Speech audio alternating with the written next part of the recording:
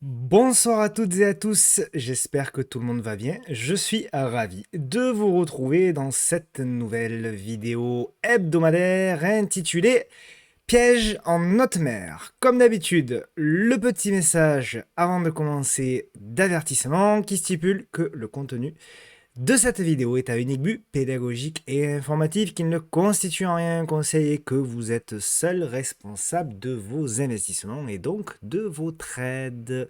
Pour me suivre sur Twitter, Tino-Trading, le groupe Facebook du podcast de la bourse et bien évidemment la chaîne YouTube sur laquelle vous êtes où vous pouvez activez la clochette afin de recevoir une nouvelle notification dès lors qu'une nouvelle vidéo est publiée. Pour celles et ceux qui veulent aller un petit peu plus loin, salon, formation et coaching, tout est sur la boutique pepitortrade.com. Mon partenaire Trade Republic, avec qui nous faisons tous les jeudis soirs la radio libre de la bourse.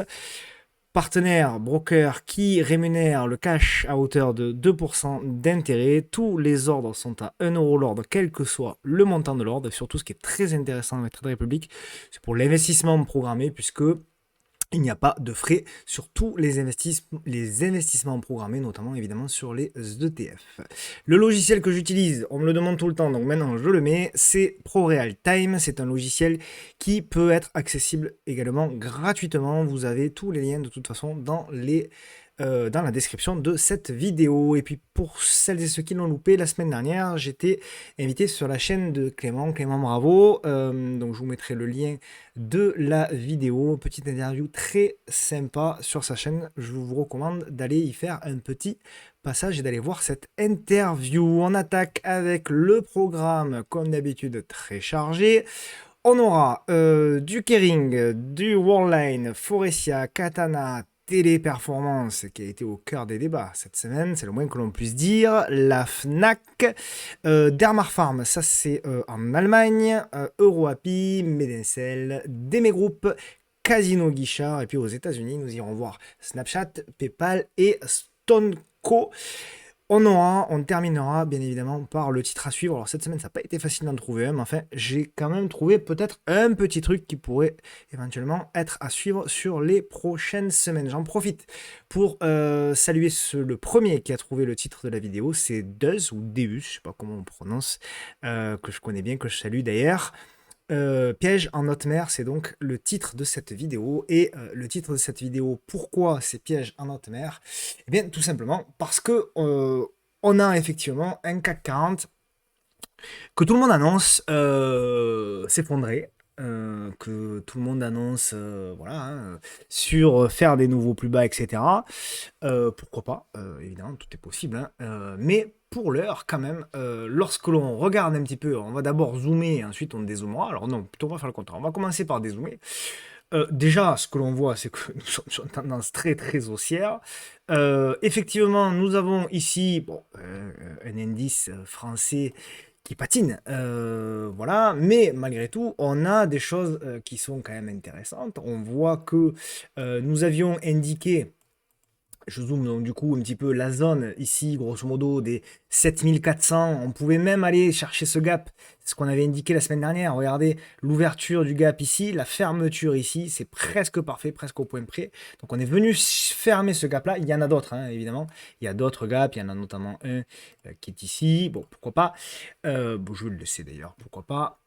Mais voilà, on est quand même revenu sur la zone des 7350, 7400 et on repasse pour moi au-dessus donc de la zone des 7400 points, 7380, 7400 points. Donc ce stade, c'est quand même très résilient. Oui, effectivement, il y a une conso. Alors oui, cette conso-là engendre sur certaines valeurs des consolidations beaucoup plus importantes, hein, bien évidemment.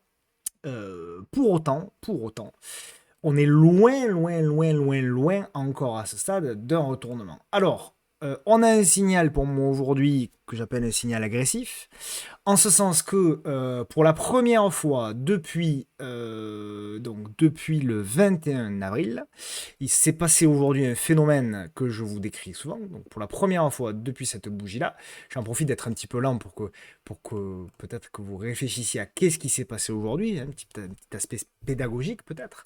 Ce qui est intéressant, c'est que pour la première fois depuis donc cette bougie du 21 avril, on a tout simplement des cours du CAC 40 qui clôturent au-dessus des cours du CAC 40 de la veille.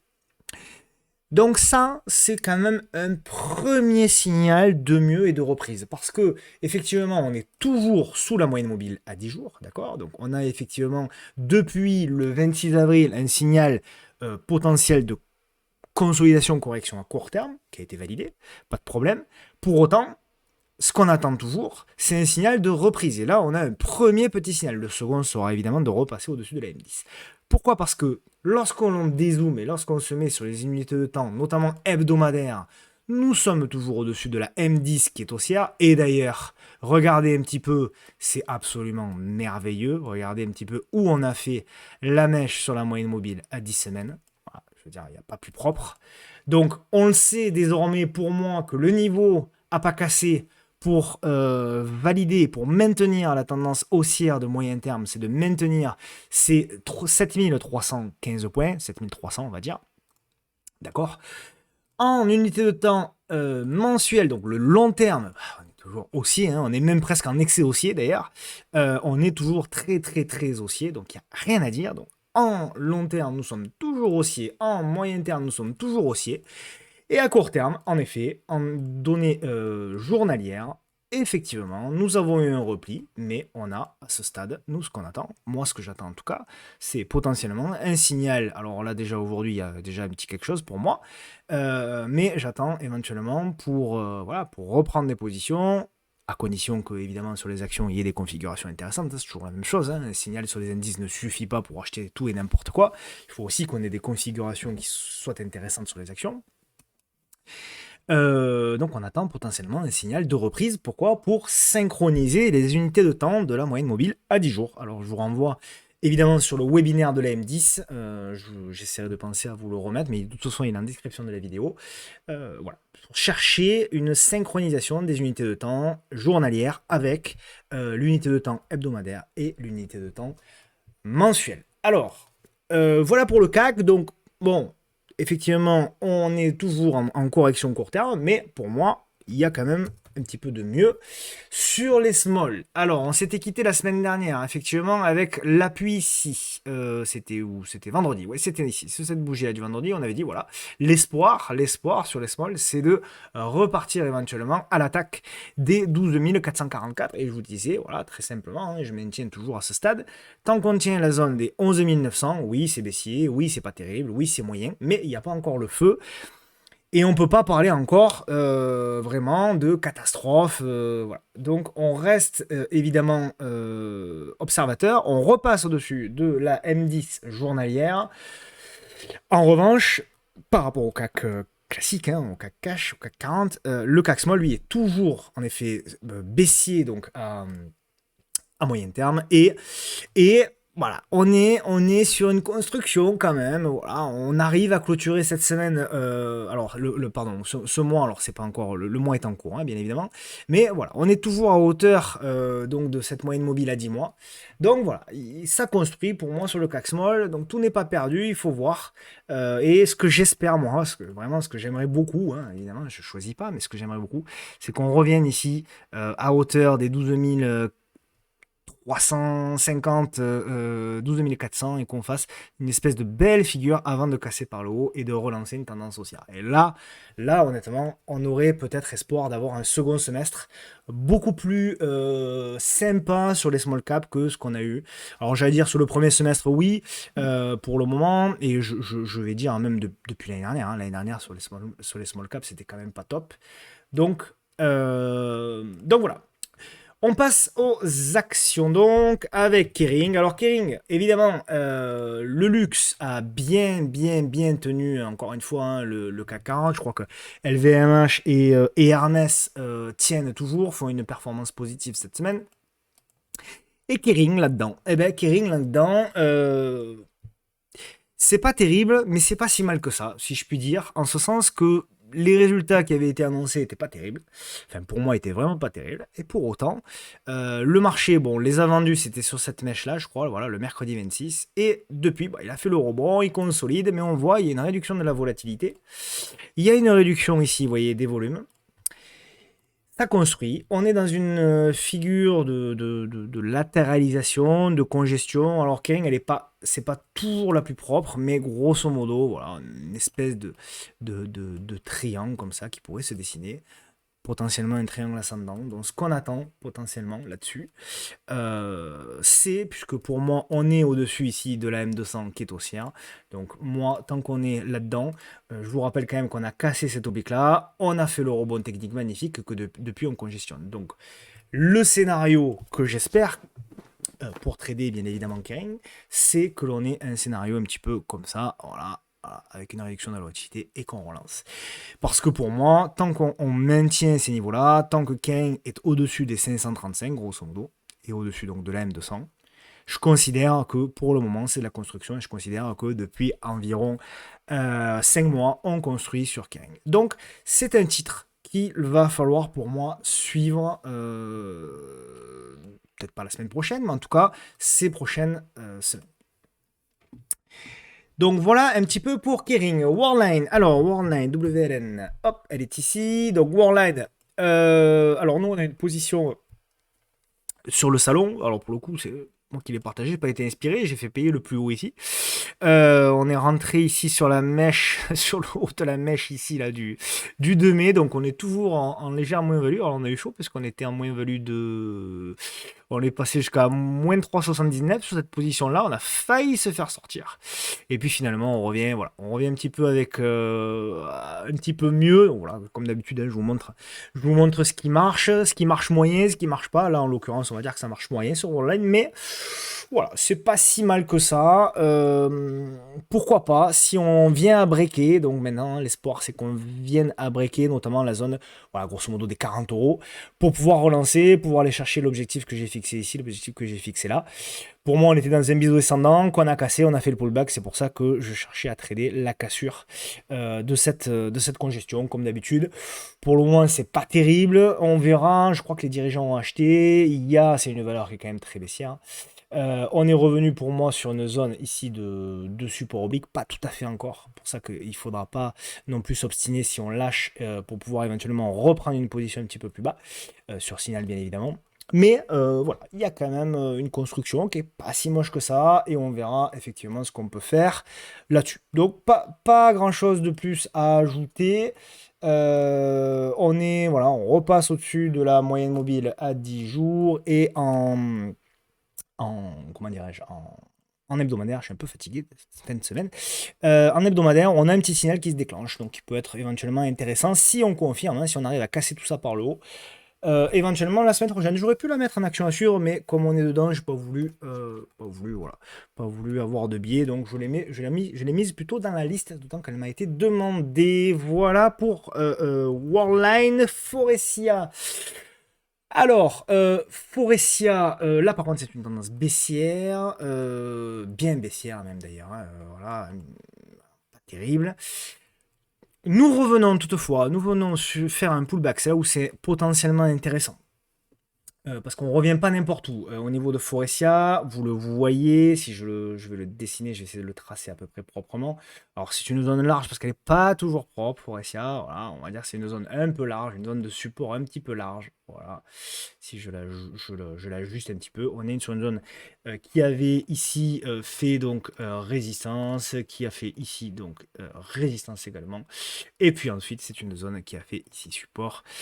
Ici support. Et on revient tester encore ici, et notamment avec le point de passage de la moyenne mobile à 200 jours, qui est intéressante. Pourquoi? Parce que cette moyenne mobile à 200 jours, vous voyez, elle était haussière, puis baissière ici, et puis là, effectivement, elle est en train de s'aplatir, voire même, oui, de s'aplatir, on va dire.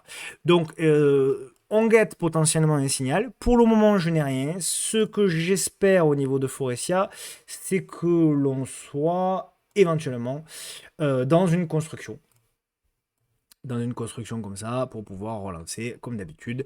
Donc il y a toujours deux possibilités, soit les plus agressifs d'entre vous, on peut faire les deux d'ailleurs, hein, on peut pyramider une position, hein, chacun évidemment fait en fonction de son profil et de ses voilà, grosso modo et de ses habitudes, grosso modo il va falloir quand même casser, je considère qu'il va falloir casser cette oblique ici pour pouvoir éventuellement prendre une première position et éventuellement faire un renfort sur une consolidation, congestion un petit peu plus haute, sur la partie haute de la grande figure. Et voilà. Et après, on verra. Et pour celles et ceux qui veulent jouer la cassure de la grande figure pour la formation de la petite, vous traderez plutôt une zone qui devrait se situer au-dessus de l'oblique et une congestion. Voilà. Donc ça se surveille. Pour le moment, baissier court terme, baissier moyen terme et je crois également. Ah non, c'est aussi long terme, donc voilà, il faut relancer, il faut synchroniser les unités de temps hebdomadaires et journalières pour pouvoir potentiellement relancer la tendance et accompagner la tendance de long terme. Voilà un petit peu l'idée. Pour le moment, j'ai pas de signal, mais effectivement, bon, pourquoi pas, ça se surveille, d'autant qu'on est sur une zone qui peut être intéressante. Vraiment, les plus agressifs d'entre vous, effectivement, on a une réduction de la volatilité. Pourquoi pas tenter quelque chose ici au-dessus des 17,75 avec un stop sous les 16,48 et on visera, alors c'est du trading, hein, mais on visera un premier TP grosso modo aux alentours des 19,74 et après on accompagnera. Voilà pour Forestia. Katana, ça faisait un petit moment qu'on l'avait pas vu celle-ci. Katana. Alors, Katana, nous l'avions observé ici le 14 avril et ce qu'on disait, hein, c'est qu'on espérait, et on l'a pas eu, une réduction de la volatilité et la formation d'une figure. Toujours la même chose. Analyser qu'une action est en reprise de tendance, c'est très bien, c'est pas toujours évident, on le voit hein, sur Katana, effectivement. Il fallait voir qu'effectivement nous étions revenus, etc. Nous avons cassé par le haut, etc. Donc ça c'est très bien pour ceux qui l'ont repéré, mais ça ne suffit pas pour prendre une position. Il faut également y ajouter une porte d'entrée. Une porte d'entrée, et cette porte d'entrée sur Katana, pour le moment, je ne l'ai pas. Pour le moment, je ne l'ai pas. Ça se surveille quand même, puisqu'effectivement, je vois bien qu'on est sur une figure. Alors, est-ce qu'on peut l'ajuster, cette figure hein? Ouais, je sais pas. Bon, peu importe, c'est pas très très important. Mais grosso modo, on est effectivement sur une figure de consolidation-congestion. Donc, à voir, pourquoi pas, si on repasse, notamment ici, au-dessus des 7,23. Je considère que là, voilà, on est sur mais beaucoup d'actions hein, sont comme ça. Je considère que on est sur des constructions un peu plus moyen terme. Et peut-être d'ailleurs sur le CAC 40, hein, sur le CAC 40 aussi, hein, je vous ai montré ce biseau là, ce biseau ascendant, on est peut-être également sur des figures de construction. Donc je patienterai pour Katana, j'attendrai un petit peu. Alors oui, il peut y avoir du zigzag, etc. Mais voilà, en dessous des 7,23, pour moi, le signal potentiel sera déclenché au-dessus des 7,23. Et pourquoi pas un pyramidage au-dessus ici des 7,39. Téléperformance. Alors, téléperformance. Alors, celle-ci, c'est le déchirement sur Twitter. Téléperformance. Dis donc, il ne faut pas se mettre dans des états pareils pour une action. Bon, on va essayer d'être le plus objectif possible, le plus rationnel possible, parce que ce sont des valeurs qui sont très connues. Donc, voilà, ça suscite des débats, ça suscite des désaccords, etc. etc. Et c'est bien normal. Et tant que c'est respectueux, à la limite, ça peut être même intéressant. Téléperformance, d'abord, il faut analyser, c'est une tendance baissière. C'est une tendance baissière depuis le point haut du 27, on va dire de janvier 2022, toute l'année 2022 et donc la première partie de l'année 2023, c'est une tendance baissière d'ailleurs. Lorsque l'on regarde la tendance de long terme, c'est très clair. À partir du moment où on a eu effectivement le signal ici baissier, on voit que Téléperformance, contrairement à quasiment, on va dire quasiment 8 ans, ici, hein, à partir de 2012 jusqu'à 2020, c'était une belle tendance de fond haussière. On le voit avec la moyenne mobile à 10 mois qui était haussière. À partir du moment où on casse cette moyenne mobile à 10 mois et que surtout celle-ci se retourne, on a effectivement une tendance de fond qui est baissière. Bon, ça c'est la première chose qui est factuelle. En unité de temps hebdomadaire, c'est la même chose. Je ne vais pas vous refaire le truc. Ok, parfait. Maintenant, lorsque l'on regarde, alors à court terme, évidemment, c'est baissier avec les. Pas besoin de zoomer tout de suite. C'est toujours la même chose. Il y a plusieurs profils. Il y a deux profils en général d'investisseurs sur les marchés financiers. Il y a effectivement les traders, d'accord, les swing traders, les intradés, peu importe, qui eux vont généralement attendre des consolidations, des congestions, comme ce qu'on fait régulièrement au travers des vidéos, etc., qui vont chercher des tendances haussières, qui vont chercher des configurations ou des retournements, enfin voilà. Ça, c'est les investisseurs, on va dire, agressifs, on va dire très actifs sur les marchés, très bien. Le second profil qu'il y a également sur les marchés, ce sont des profils investisseurs. Ce sont des gens qui considèrent que lorsqu'ils ont fait une analyse fondamentale d'une action, en l'occurrence ici on parle de téléperformance, ils regardent le passé de l'action, ils regardent les niveaux de valorisation de l'action, ils étudient les fondamentaux de l'action, et eux, généralement, les moments où il y a des fortes baisses de ces actions-là, en l'occurrence là il y a un drawdown de 60%, s'ils considèrent effectivement que l'action a anormalement baissé, ils vont éventuellement rentrer en plusieurs fois et accumuler sur des dossiers qui leur plaisent, etc. etc. Donc c'est deux profils différents. Et bien évidemment, ça, c'est quelque chose que malheureusement dont on ne parle jamais, ou très peu malheureusement. Et donc, sur les réseaux sociaux et sur Twitter, il y a des débats entre des gens qui veulent faire du trading et des gens qui veulent investir. On parle de deux sujets différents et ils n'ont pas les mêmes motivations. En l'occurrence, quelqu'un qui veut investir sur Téléperformance et qui est convaincu, parce qu'il faut quand même dire la réalité, que lorsqu'elle était à 387 euros, tout le monde se l'a racheté, Téléperformance. Un an après, on est à 160, plus personne n'en veut. C'est toujours la même chose, c'est la psychologie. Des baisses de téléperformance de 60%, il y en a déjà eu. Je rappelle que ici on avait eu une baisse de 20%, ici on a eu une baisse de 40%. Il y a eu des moments, voilà, ici, alors c'était en 2000, hein, évidemment, il y a eu des baisses aussi importantes, 77%. Des baisses comme ça sur des actions, il y en a évidemment régulièrement. Téléperformance, ça reste, je crois, fondamentalement. Alors, évidemment, on parle de l'intelligence artificielle, etc. Mais en fait, l'intelligence artificielle, elle n'est pas apparue il y a 15 jours, que je sache. D'accord? Donc, évidemment, on peut ne pas croire au business, mais à la limite, si vous ne croyez pas au business, bah, il n'y a pas de débat.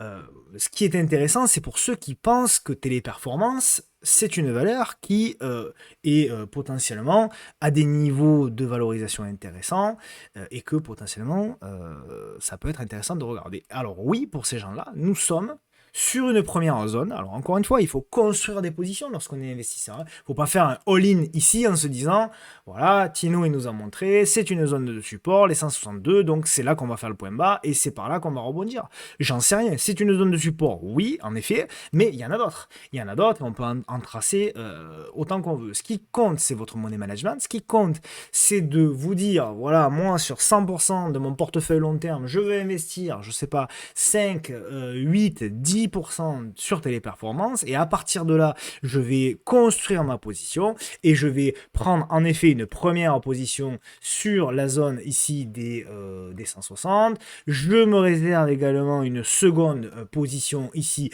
sur la zone des 126 et pourquoi pas, j'en sais rien, je me réserve une troisième zone, peu importe, où vous voulez. Allez, admettons qu'on partirait sur deux zones. Voilà. Et à partir de là, si vous vous dites, moi, je veux que dans mon portefeuille long terme, il y ait 10% de téléperformance, eh bien, vous mettez 50% de votre ligne sur les 160, 50% de votre ligne sur les 120, 125. Et donc, vous avez un truc, grosso modo, aux alentours des 145 ou 140. Et donc, effectivement, à partir de là, ben, vous avez un horizon de temps. L'idée, hein, c'est que vous avez un horizon de temps en vous disant, voilà, moi, je sais que Téléperformance, elle peut faire ça, elle peut faire ça, elle peut faire ça, elle peut faire ça, mais je pense qu'à long terme, elle va remonter. Donc, effectivement, peut-être que, eh bien, en 2027 ou en 2029, eh bien, je serais content d'avoir accumulé du Téléperformance et que potentiellement, si Téléperformance venait à revenir simplement voilà, simplement à 50% de la baisse qu'elle a subie, d'accord, ça ferait une hausse à ce jour de 72%. D'accord? Donc ça veut dire que si vous accumulez sur ces niveaux-là et que dans les 7 ans, Téléperformance retrace à minima 50% de la baisse qu'elle a subie, vous aurez gagné 10% par an. Voilà. Donc c'est pas si mal que ça non plus. Faut pas exagérer. Voilà. Maintenant, je ne veux pas en faire trop sur Téléperformance. Ce que je veux dire, c'est que la vérité, personne ne la détient. On a tous des profils différents. Voilà. Effectivement, les traders acheter là, à part pour du rebond technique en intraday, etc., c'est compliqué. Effectivement, nous, on l'a suivi, hein, souvenez-vous, on l'a suivi ici. On avait potentiellement indiqué qu'il fallait casser l'oblique. On ne l'a pas fait, on a cassé par le bas, très bien. À partir de là, nous, ce qu'on va attendre maintenant, les traders, ce qu'on va attendre, c'est du rebond, la congestion pour ensuite jouer la relance. Voilà, ce qu'on va attendre, c'est ça. Évidemment, mais nous, on est des traders. Quelqu'un qui est investisseur, qui n'a pas envie de regarder ses graphiques, bah, lui, peut-être, il va commencer à construire une position ici. Et franchement, je ne sais pas s'il n'a pas tort ou raison, j'en sais strictement rien. Voilà ce que je voulais vous dire là-dessus et je clôture le débat sur Téléperformance. De toute façon, pour les investisseurs, et ils auront bien raison de nous le dire, rendez-vous dans 5 ans, 6 ans, 7 ans, 8 ans. Et effectivement, on sera peut-être pas tous là pour s'en rappeler déjà. Fnac Darty. Alors, Fnac Darty, c'est une tendance baissière.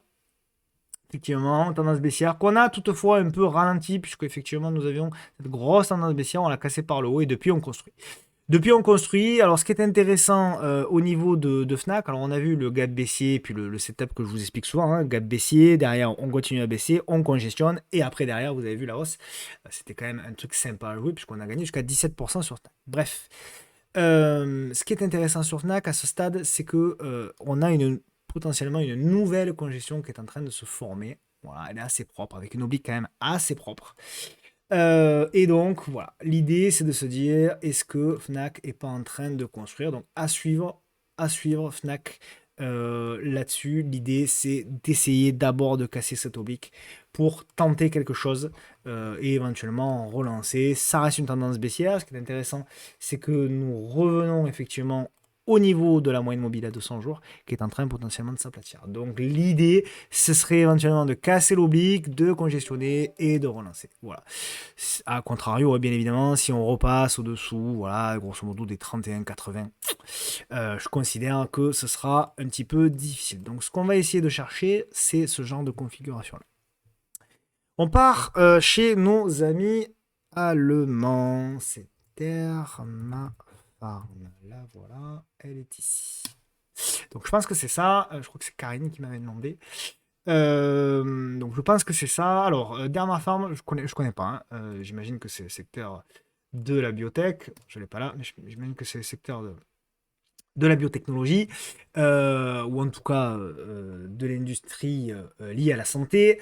Ce qui est intéressant, alors c'est une tendance baissière, alors ça ressemble un petit peu le graphe à beaucoup de graphes que l'on voit, hein, c'est-à-dire des belles hausses qui derrière pouf se sont effondrées. Donc effectivement, ce sont des choses qu'il faut surveiller, d'autant que là aussi on a cassé la moyenne mobile à 200, derrière on fait la conso, donc ça se regarde. Ce qui est intéressant également, c'est que nous avons eu effectivement quelque chose que je vous indique souvent, hein, c'est-à-dire qu'on a effectivement la grosse partie avec la baisse, et puis derrière, ça construit et on voit la réduction de la volatilité et on voit une stabilisation des cours. Donc ça, c'est intéressant. Effectivement, on avait là, ici, une espèce de figure, voilà, de construction. Cette figure-là, on la casse par le haut, et effectivement, on est en train de construire ce qu'on peut espérer être une figure, une petite figure. Donc ce qu'on va essayer d'attendre et ce qu'on va surveiller sur Dermafarm, c'est la construction d'une petite figure et potentiellement la cassure de celle-ci par le haut. Donc c'est intéressant. Oui, c'est intéressant. Alors elle n'est pas facile, elle est un peu erratique, je vois qu'elle fait des mèches, etc. etc. Bon. Et puis j'imagine qu'elle est soumise aux news, bien évidemment, dans ce secteur-là. Pour autant, effectivement, ça peut être quelque chose qui peut être intéressant, d'autant que, alors là on est sous la M10 journalière, mais en revanche, voilà, on est au-dessus de la M10 mensuelle et on est au-dessus de la M10 hebdomadaire et mensuel. Donc voilà. Donc éventuellement, une construction à suivre sur cette valeur-là. Pourquoi pas? C'est pas si mal que ça. EuroAPI, donc là on avait également une petite raid de EuroAPI, on avait une petite raid dessus sur le salon, ça fait sortir à zéro. On avait joué ici la cassure, voilà, on était en plus-value, mais derrière, malheureusement ça n'a pas confirmé. EuroAPI, bon, c'est pas si moche que ça, c'est pas terrible non plus, hein. Alors c'est une tendance baissière, évidemment. C'est pas si moche que ça. On a un gros niveau de résistance qui sera de toute façon ici. Ça reste baissier, ça construit. Voilà, j'ai pas vraiment de signal. Il va falloir attendre pour moi, de toute façon, hein, tant qu'on repasse pas au-dessus ici, hop, de ce niveau-là. Et donc, tant qu'on casse pas cette figure-là par le haut, il n'y aura pas grand-chose à tenter. Ce qui serait sympa, c'est de la casser, de faire un A et de venir congestionner pour pouvoir relancer. Et à ce moment-là, on verra. Pour le moment, j'ai pas de signal. J'ai pas grand-chose à se mettre sous la dent. On va plutôt patienter sur Orapi. Médincelle, alors, je suis plutôt content parce qu'on avait suivi il y a un moment, je sais pas si vous vous en souvenez, c'était il y a un moment, c'était ici, là. On l'a suivi ici sur la congestion des 5,39, quel parcours depuis, magnifique, alors c'est une biotech, hein, donc voilà, on avait dessiné à l'époque le pullback, on avait dit qu'on attendait. Ah ben, ça doit être, j'ai rien touché, donc ça doit être la vidéo du 23 septembre 2022, pour ceux qui veulent aller voir. On avait dessiné la figure et on avait dit, voilà, l'idée c'est de repartir par l'eau, comme on fait d'habitude, hein. Et là, regardez, c'est vraiment typiquement ce que Medensel a fait. On avait visé le comblement du gap, bah, ça a été fait parfaitement. Très intéressant, alors ça reste secteur biotech, hein, donc soumis aux news. Voilà, elle est erratique, alors c'est difficile, hein, d'autant que là il y a beaucoup trop de volatilité.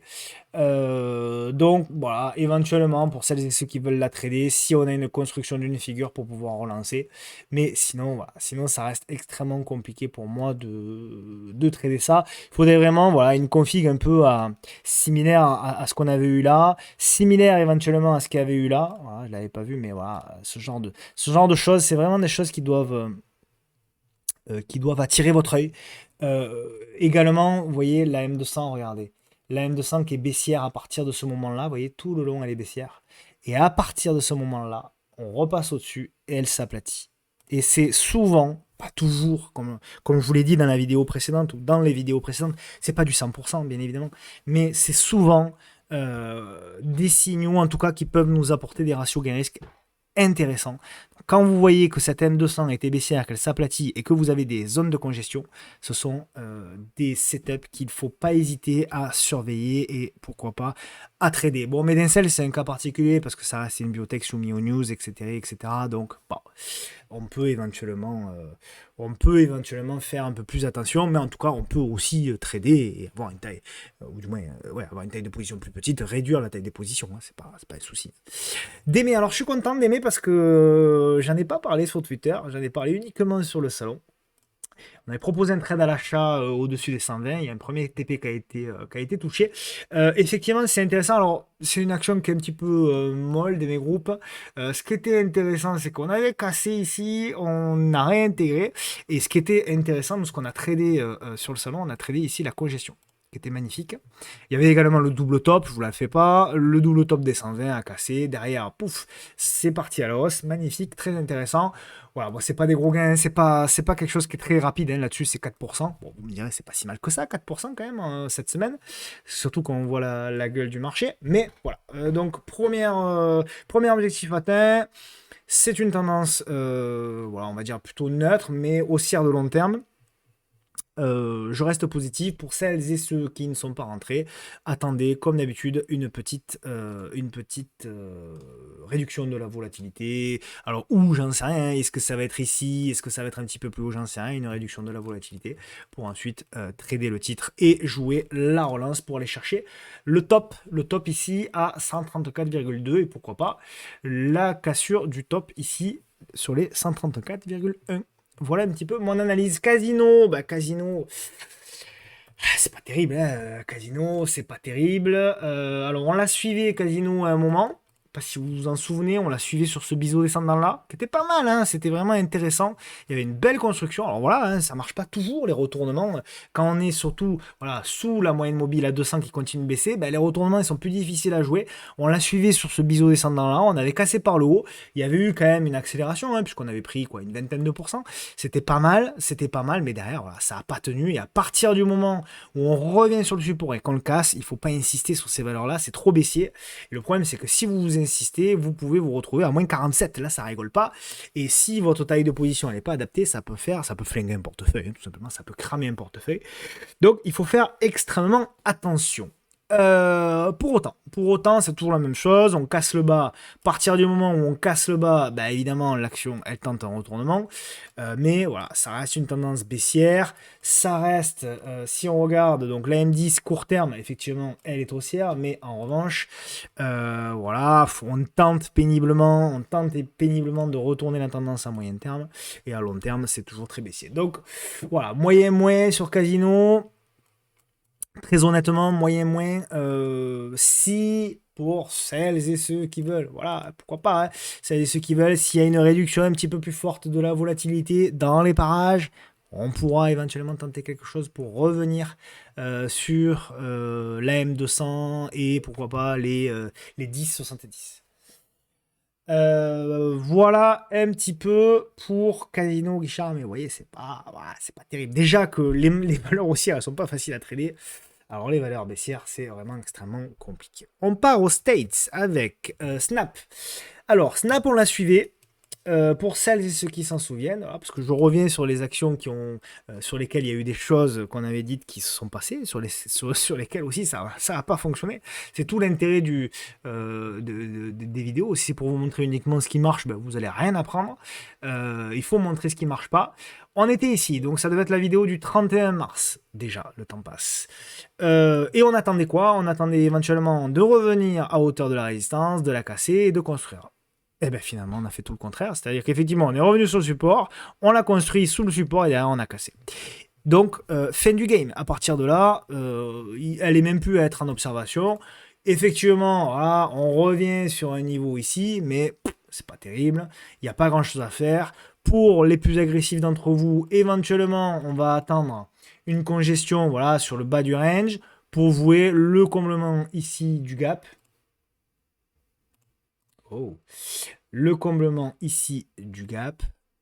Voilà. Et ensuite, ma foi, si on arrive à combler le gap et revenir sur l'M200, on jouera le haut du gap. Mais il va falloir effectivement, et c'est du trading, c'est du signal agressif, etc. C'est dommage, alors tout n'est peut-être pas perdu, hein, c'est dommage parce que là, on le voit, en effet, on était dans une config, vous voyez, où on avait effectivement l'aplatissement ici de la M200. Mais on n'a pas eu la config, on n'a pas eu le break, on n'a pas eu la config validée pour moi, donc c'était très prématuré de rentrer là-dessus.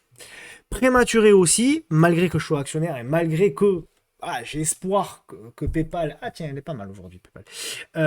Que j'ai espoir que PayPal se reprenne. À ce stade, PayPal, c'est pas encore ça. Voilà, c'est pas encore ça, c'est pas ça, valide pas, ça part pas, voilà, etc., etc. Moi-même, j'ai anticipé le signal. Je vous avais proposé un achat potentiel au-dessus des 17,92$ avec un stop d'invalidation à l'époque aux alentours des 70, quoi, grosso modo. Donc le signal a été déclenché ici sur le 11 avril, et puis voilà, depuis ça congestionne, etc. Donc le signal sera donné pour moi sur la cassure, je vous la refais pas, hein, sur la cassure de la résistance oblique. Pour le moment, il n'y a rien, ils vont annoncer des chiffres bientôt. Donc voilà, on croise les doigts, mais pour le moment, il n'est pas encore le moment de pyramider, il n'est pas encore le moment de... Voilà, on est revenu sur un support, etc. Donc pour moi, c'est de la congestion, c'est de la construction, et je pense que le marché, il attend les résultats de PayPal. Hein, voilà, les résultats de PayPal vont peut-être donner le là, et vont peut-être donner un éventuel départ. Donc je sais qu'il y a pas mal de personnes qui sont potentiellement actionnaires ou qui éventuellement souhaitent renforcer. Je crois que c'est Rodolphe sur IVT qui la suit pas mal aussi. Je pense qu'on a à peu près la même analyse. Hein. Mais voilà, pour le moment, il faut que ça casse. Il faut que ça casse par le haut et éventuellement, il y a du boulot. Hein. Et ça peut mettre du temps. Effectivement, on a une belle stabilisation. Et surtout, il y a un potentiel de retournement qui est énorme. Hein.